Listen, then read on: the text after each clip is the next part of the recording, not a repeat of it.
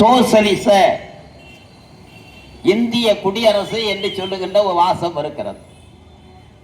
அந்த இரண்டு வாசகங்களையும் மாற்றியே ஆக வேண்டும் என்று RSS அகில இந்திய பொதுச் செயலாளர் சொல்லுகிறார். RSS தானே சொல்லுகிறது என்று நீங்கள் எண்ணிவிட வேண்டாம்.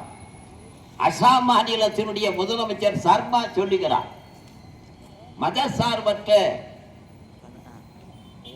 சோசலிச இரண்டு வார்த்தைகளும் எடுத்தாக வேண்டும் என்று பாரதிய ஜனதாவினுடைய அசாம் மாநிலத்தினுடைய முதலமைச்சர் சொல்லுகிறார். சரி, ஒரு மாநிலத்தினுடைய முதலமைச்சர் தானே சொல்லுகிறார் என்று நினைத்தார். இந்தியாவினுடைய இரண்டாவது குடிமகன் என்று சொல்லுகின்ற இந்தியாவினுடைய துணை ஜனாதிபதி அவர் 2 நாட்களுக்கு முன்பாக சொல்லுகிறார், மதசார்பற்ற சோசலிசம் என்று சொல்லுகின்ற வார்த்தைகளை இந்தியாவினுடைய அரசியல் சட்டத்திலிருந்து நீக்க வேண்டும் என்று.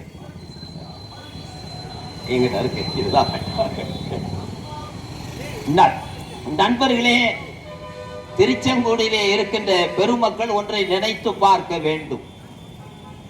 இந்த மதசார்பற்ற என்று சொல்லுகின்ற வார்த்தை இருக்கிறதே, அண்ணல் மகாத்மா காந்தி 4 குண்டுக்கு இதுதான் இறந்தார், படுகொலை செய்யப்பட்டார். கோட்சே என்று சொல்லுகின்ற RSS இந்து மகா சபையினுடைய இந்து வெறியானால் சுட்டுக் கொல்லப்பட்டார். என்னவென்று சொன்னால், இந்தியா 1947 ஆகஸ்ட் திங்கள் 15ஆம் தேதி சுதந்திரம் அடைந்தது.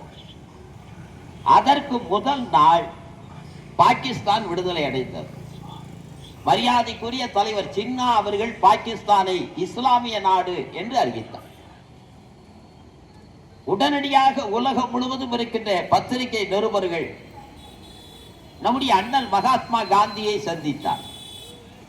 ஒரு தேசத்தினுடைய விடுதலைக்காக போராடிய தலைவன் தான். அந்த தேசத்தினுடைய விடுதலை விழாவை தலைமை தாங்கி நடத்துவது, செஞ்சீனத்தினுடைய புரட்சி ஏற்பட்டது என்று சொன்னால் மாதேசி அந்த நாட்டினுடைய குடியரசுத் தலைவராக மாறினார். ரஷ்யாவினுடைய புரட்சிக்கு தோழர் லெனின் பாடுபட்டார் என்று சொன்னார். தோழர் லெனின் தான் அந்த புரட்சிகரமான விழாவை தலைமை தாங்கி நடத்தினார். என் அருமை தேசபக்திமார்களே, இந்தியாவினுடைய விடுதலைக்கு தலைமையேற்று நடத்திய அண்ணல் மகாத்மா காந்தி எங்கே இருந்தார் என்றால் டெல்லியிலே இல்லை. கல்கத்தாவிலே நவகாணியிலே இந்துக்களும் இஸ்லாமியர்களும் கடுமையான கலவரத்தினில நூற்றுக்கணக்கான பிணங்களின் மத்தியில வேண்டாம் வேண்டாம், இந்த கலவரம் வேண்டாம், இதற்கா இந்த தேசம் விடுதலை அடைந்தது என்று மக்கள் மத்தியிலே அமைதிப்படுத்துகின்ற வேலையிலே அண்ணல் மகாத்மா காந்தி இருந்தார். இது ஒரு பெரிய வரலாறு. அங்கே நம்முடைய பத்திரிகையாளர்கள் எல்லாம் சென்று, உலக பத்திரிகையாளர்கள், லண்டன் டைம்ஸ், அமெரிக்கா டைம்ஸ் போன்ற உலக பத்திரிகையாளர்கள் சந்தித்து அண்ணல் மகாத்மா காந்தியிடம் கேட்டார்கள், பாகிஸ்தான் இஸ்லாமிய நாடு என்று அறிவித்திருக்கிறது, இந்தியா இந்து நாடாக அறிவிக்கப்படுமா? அண்ணல் மகாத்மா காந்தி சொன்னார், நான் ஒரு ராமபக்தன், ராமா ராமா என்று நான் மூச்சு விடுகின்ற ஒவ்வொரு வேளையும் ராமனினுடைய பெருமை பேசுகின்ற ஒரு இந்து பக்தன், இந்து வெறியன். அது என்னுடைய சொந்த கருத்து.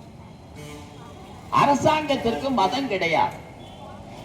இந்தியாவில் இந்துக்கள் இருக்கிறார்கள், கிறிஸ்தவர்கள் இருக்கிறார்கள், சீக்கியர்கள் இருக்கிறார்கள். இந்தியா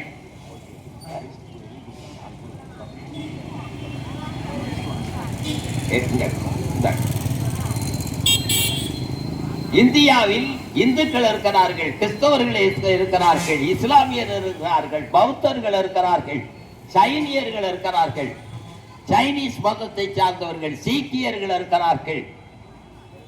நம்முடைய தந்தை பெரியார் அவர்களினுடைய தொண்டரைகளை போல மதமே இல்லை என்று சொல்லுகின்ற பகுத்தறிவாதிகளும் இருக்கிறார்கள். இந்தியா என்பது ஒரு மதசார்பற்ற நாடாகத்தான் இருக்குமே தவிர, இந்தியா என்பது இந்து நாடாக அறிவிக்க மாட்டோம் என்று நம்முடைய அண்ணல் மகாத்மா காந்தி சொன்னார். அதைத்தான் பண்டிட் ஜவஹர்லால் நேருவும் பாபா சாஹிப் அம்பேத்கர் அவர்களும் அரசியல் சட்டத்தில் அதை உருவாக்கினார்கள்.